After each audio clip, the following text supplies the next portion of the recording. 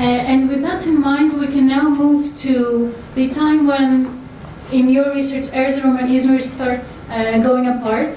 We'll move to the 19th century and to Irem's research on the case of Izmir and Thessaloniki. Thank you. Maybe I should use this. Starting from 1840s, Levantine port cities witnessed dramatic changes due to Ottoman reforms, the boom in foreign trade, and technological advancements, which reflected on the transformation of the traditional urban realm. Smyrna and Salonica, the busiest trade hubs in their region, were the foremost towns in the Ottoman state to experience the urban novelties. Therefore, construction of quays in both cities can be considered as the core project which acted as a catalyst of urban change. Smyrna and Salonica are located in two deep bays, Izmir and Thermoikos, of the opposing shores of the Aegean Sea. Founded on fertile plains surrounded by mountains, both cities were under the dominion of Greek, Roman, and Byzantine empires. Ottomans conquered Smyrna in 1424 and Salonica in 1430. Because of their geopolitical positions, both cities developed as commercial ports, especially after the 17th century. In the 19th century, ports of Smyrna and Salonica became the most active in the Ottoman Empire, supplying European markets with agricultural goods, animal byproducts, and raw materials, while importing colonial goods, woven textile, luxury consumer goods in return. Geographic positions, rich hinterland with agricultural goods and mines, as well as cosmopolitan societies, are the common factors that boost the commercial life both in Smyrna and Salonica. The similar social composition of both cities has always been an inseparable part of the commercial development. Especially the non-Muslims established relations with the local and international trade networks and acted as mediators for European merchants who were venturing to find new markets in the Levant. In Smyrna, the majority of the population was composed of Turks, Muslims, and Greeks, Armenians, and Jews, in addition to foreign residents such as European merchants. Similarly, the major ethno-religious groups living in Salonica comprised of Muslims, Turks, Jews, and Greeks alongside the Europeans. According to the official census in 1881-82, Muslims made up 38% of the population of Smyrna and 28% in Salonica. The number of Greeks, 26%, and the foreigners, 25%, equaled half of the city's population in Smyrna, whereas the population of Greeks and Jews formed the majority in Salonica. Following the consecutive military defeats, the Ottoman state initiated a comprehensive reform program in the 19th century with the aim of modernizing the state, introducing Western institutions. The new Ottoman elite played an important role in establishing these reforms for the sake of improving and reinforcing the weakened government. In addition, the foreign states, chiefly the British Empire, seeking to establish a stable environment for prospering the international trade relations with special privileges, had a strong influence on the Ottoman state for the enactment of reforms. Aiming to establish a systematic change, the reforms introduced new regulations in administration, taxation, property rights, education, urban order, and social life, starting with the issuing of Tanzimat Ferman in 1839, and followed by the decreeing of new laws to support the implementation of these regulations. The reformist spirit of Tanzimat had impacts on the urban realm. For the reformists, the modernization of Ottoman cities could only be possible by enlarging and regularizing the tortuous, narrow, and winding roads, setting up equal-sized rectangular building lots, and erecting masonry buildings which will be durable to fires. The urban modernization would also provide a showcase for the state to reaffirm itself among the Western states and to reverse its image as a declining power. In the second half of the 19th century, new urban regulations were enacted. Organization of urban and architectural activities has also changed. Department of Municipality was established in 1854 to govern municipal tasks and control administrative issues. Smyrna municipality was established in 1868, while in Salonica the municipality was established 1 year later. Despite all the regulations and the administrative mechanisms responsible for their implementation, The majority of the Ottoman cities retained their pre-19th century silhouette, with few partial exceptions. Even in Istanbul and major port cities like Smyrna and Salonica, piecemeal interventions could be applied due to the conflicts in the consecutive codes and due to the difficulties in the application as a result of financial deficit and complications in ownership, as well as the lack of regulatory sanctions. However, the complex mechanisms of the Ottoman state did not retain the implementation of highly profitable projects, mainly the infrastructural investments, which attracted many foreign investors. Considering the location of the urban interventions in Smyrna and Salonica, it is not surprising to see the more prestigious zones of both underwent the urban modernization process. Outside these areas, even the state was reluctant to improve the urban conditions except for the burnt-out areas. Thus, consecutive construction of quays and ports in Smyrna and Salonica is not a coincidence. The most obvious reason is the lack of modern transportation and embankment facilities. Besides, technological advancements had reduced journey time and increased cargo capacity of ships. Another factor is the construction of railroads.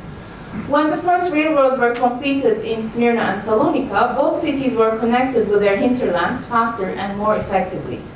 Besides these apparent exigencies, the increase in foreign capital flow after 1840s and the lack of financial and technical capacity of the Ottoman state led the Tanzimat reformists to prioritize profitable foreign investments such as railroads, infrastructure, and quays. However, this meant political influence of foreign states, since the operation and management of all these investments were in the hands of foreign companies. In Smyrna, through time, the natural harbor in Kemeraltı became silted up with the deposits from the river, and the shore of French Street gradually took over from the former port, as you see in the picture. The notion of building quays had emerged when the construction of the main railway station was ongoing in Alsancak in 1857. Construction of a port connected with the railway was discussed. The notion of the area was the vacant development zone at the northern part, and the railway station was situated far away from the main commercial center. So it was anticipated that if a port would be constructed here, the main commercial districts would lose their significance, and this project was not realized. Due to the continuous smuggling activities and lack of transportation facilities on Smyrna's shore, the state intended to rehabilitate the seaside. In 1862, Ottoman state proposed to construct a waterfront to prevent illicit trafficking, and the landowners at the seashore were able to buy and infill the portion of the sea in front of their plot to gain extra land. So this situation created an uncontrolled zone with irregular extensions into the sea, as you see in this picture, in this map. According to the preliminary feasibility studies, the port decided to enlarge the scale of the project, and thus it was planned to construct a quay. Therefore, two British tradesmen, Charnow and Barker, applied to receive a concession from the Smyrna quay in 1863. After negotiations, a contract was signed in 1867 with the Ministry of Public Works, and the quay company was established by Charnow, Barker, and Guaracino. The company engaged Dassault Brothers, a French firm experienced with port construction in the Mediterranean zone, for the implementation. The initial plan included the construction of a quay between Alsancak and Sarıkışla, and the sea would be infilled in order to finance the construction. This new infill zone would be divided into plots and sold. However, this proposal aroused many protests because the owners of the private properties on the seashore complained that their plots would be left inland. Besides, the company in charge of the construction was allowed to collect custom levies, and which met strong opposition from the British tradesmen because this would be conflicting with the Anglo-Ottoman Treaty of 1838. Even the British consul in Smyrna joined the protesting tradesmen. Therefore, Ali Fuad Pasha, the Minister of External Affairs, had to intermediate between the merchants and the contractors, resolving the case by creating a tax-free area of 75 meters within the construction site. But the company could not sell enough plots and therefore was bankrupted. And as a result, Dassault Brothers purchased the British company and adopted the port's concession in 1869. They established a new company with French shareholders. They altered the initial plan and added a sheltered port, as you see on the right side, in front of the customs office to the present project. At the northern part of this port, a breakwater that will cover an area of 20 hectares will be constructed. Despite all the complications, such as the reluctance of property owners along the shore to infill the sea plot allocated for them, although they were obliged to, and the requirement for more building materials for the breakwaters, finally in 1875, the construction of the port and the quay was completed. In 1880, the tax-free zone was filled by the Dösos, and later a smaller port was annexed to the south. As you see the finished project here in the map. Customs, port offices, warehouses, and similar facilities were built on the breakwaters and enlarged over time. The construction of a port complex was an essential project that changed the urban morphology in Smyrna and directed its urban development, being the largest realized construction project.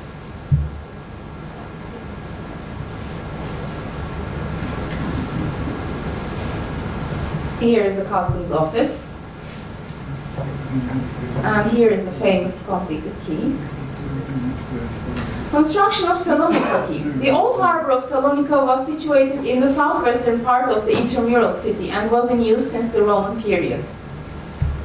Although the port channel had silted up considerably over time, it was still a bustling commercial zone outside the city walls with shops, entrepôts, and piers, but the inadequacies of the facilities was a frequent source of complaint on the part of merchants and consulates. The idea of constructing a quay on Salonica shore was initiated by the Ottoman state, similar to Smyrna. According to the correspondence between the central and local government between 1864 and 65, it was intended to demolish the sea walls, infill the shore with this debris, and then these infill plots would be used to construct a customs office with a depot. Upon this, in 1867, the British entrepreneurs, as we see in Smyrna, Guaracino and Charno, also applied for the concession of Salonica quay. And you see the agreement they signed here with the Ministry of Public Works. However, it was cancelled due to reasons yet unknown. The cancellation of this project had hindered the business of international trading companies and commercial flow in the city. And this is the initial plan they proposed in 1867. In February 1869, after initiating the quay construction in Smyrna, the governor Sabri Pasha, Smyrna's former governor, was appointed to Salonica with full authority from the port to destruct the sea walls and construct a 1,500-meter-long quay. As a result, his architect from Smyrna, architect Rob Vitalis, was invited to prepare a proposal, and he presented it to the port in 1869. And this was his initial proposal. According to this, the sea walls between the White Tower and the armory would be demolished, and the debris would be used to infill the quay. Sabri Pasha stated that the debris would cover the demolition costs only. Therefore, to reimburse the construction costs, new plots on the quay would be sold, and this was also the intention of the port from the beginning. Sabri Pasha indicated that prior experience, as in Smyrna quay, proved that establishment of a company for the quay construction would cause a lot of troubles. Therefore, he proposed two solutions. One was to determine different price categories for the new plots, and the land price would be divided by 4, and some portion would be taken in advance, and the rest of the installments would be paid later in 3 to 4 months. And the second proposal initiated the construction with borrowing money from Salonica Treasury. In the end, the Treasury of Salonica Governorate lent a prepayment for the construction works to start, and the plots were decided to be sold by auction, whereby 1/3 of the land price would be paid during the auction. However, this solution had also risks because the clients would buy plots for cheap during the auction and then sell them to others for higher prices. So in 1870, even before the quay plan was completed, the construction officially started with the demolition of seawalls. Even though the auction yielded more revenues than expected, from 1871 on, problems started to appear. And when the construction work was ongoing, the investors had paid only 1/3 of the price, so the governor, Sabri Pasha, had to ask debt from the port in April 1871. And at this point, Another governor was appointed to the city, and the construction works were stopped because Sabri Pasha and his crew, Vitalis and their crew, were accused of financial fraud and therefore got dismissed. Meanwhile, another agreement with the port was signed in 1872 with Baron Hirsch, the owner of Rumelia Railroad Company. This way, Hirsch intended to undertake the construction and management of the port, which would be highly profitable. However, a dispute occurred and this project was not realized. For 8 years, the governors of Salonica kept changing and little progress was made on the quay. Meanwhile, an investigation on previously sold plots and the unsold ones continued. A plan signed by Roque Vitalis in 1876, as you see, was attached to the correspondence documents, which shows that he still continued to work on the quay. In 1879, another new governor was appointed and he tried to speed up the works. With his intentions, a new municipality building, a sanitary office, and the lighthouse was finished. A public commission was also established in the same year, and they were assigned for the completion and beautification of the quay, as well as the sale of the remaining plots and the collection of the payments. Finally, in 1882, the Salonica quay was finished. After construction of the quay, the small ships were easily could approach to the shore. However, construction of port was still necessary. Therefore, Ottoman Treasury Office aimed to undertake this project, and in 1887, the office gained a concession from the government. The Treasury decided on Edmond Bartisol, a French parliamentary, to accomplish the project. As a result, a contract was signed in 1896. The Treasury intended to position the port in southwestern part of the shore, close to the commercial center. The port would be comprised of 2 parallel breakwaters with a small harbor. The port construction lasted between 1897 and 1903. The implementation of this project created a major difference in the urban outset and had positive contributions on the economic life of the city. As you see, the completed project. The establishment of Tanzimat reforms is a crucial turning point in the history of Ottoman state. Considering the cityscape, first major urban planning interventions were seen in this period. Areas destroyed by fire or unoccupied areas were redesigned according to the guidelines defined in the building codes, which were based on the principles of Western urbanism. These urban planning moves were supported with the construction of large infrastructure projects. Modern quays and capacious ports with modern facilities were constructed first in Smyrna, then in Salonica. Neither the central nor the local government had enough technical and economic capacity to construct such large projects. Therefore, organization and implementation of these projects were undertaken by foreign investors. Although this brought greater outside political influence, Tanzimat reformists preferred to approach the situation pragmatically and prioritize such lucrative foreign investment schemes. Since these were large-scale projects implemented on prospective profitable sites, their construction caused continuous tensions among different parties, principally the property owners, the merchants, the consulates, and the local government, as well as various ethno-religious groups for whom the public work seemed against their interests. In such a complex framework, the central government preferred to act as an intermediary agent, negotiating between the French and British investors and the merchants. Or, as in the case of Salonica quay, the state would directly intervene in the construction process over the heads of the local government.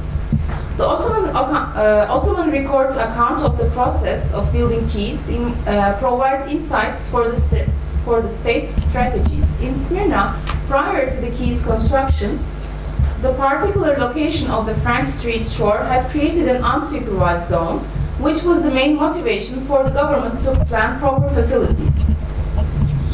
Interestingly, it was more important to the state to suppress smuggling and enforce the collection of custom taxes than to provide modern embarking and port facilities.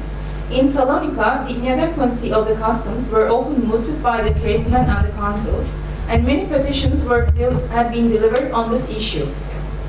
Contrary to Smyrna, where there was unlimited accessibility, in Salonica there was limited access to the customs area, since only one gate on the sea walls allowed access. Furthermore, the city itself was clustered within its historical defense walls, which halted any expansion and generated unhealthy living conditions. Therefore, to solve the question, the state decided to solve both sanitary and economic problems at once by demolishing the seawalls entirely and expanding the shoreline with a full equipped quay. Even though initiated with different motives, the construction history of quays in Smyrna and Salonica bore many similarities. In both cities, the ports soon gave rise to the most distinctly modernized and prestigious neighborhoods. However, modern quays created a noticeable contrast with the rest of the city behind them. Therefore, the urban transformation in Smyrna and Salonica was only limited to the quays and the burnt-out zones at the end of the 19th century.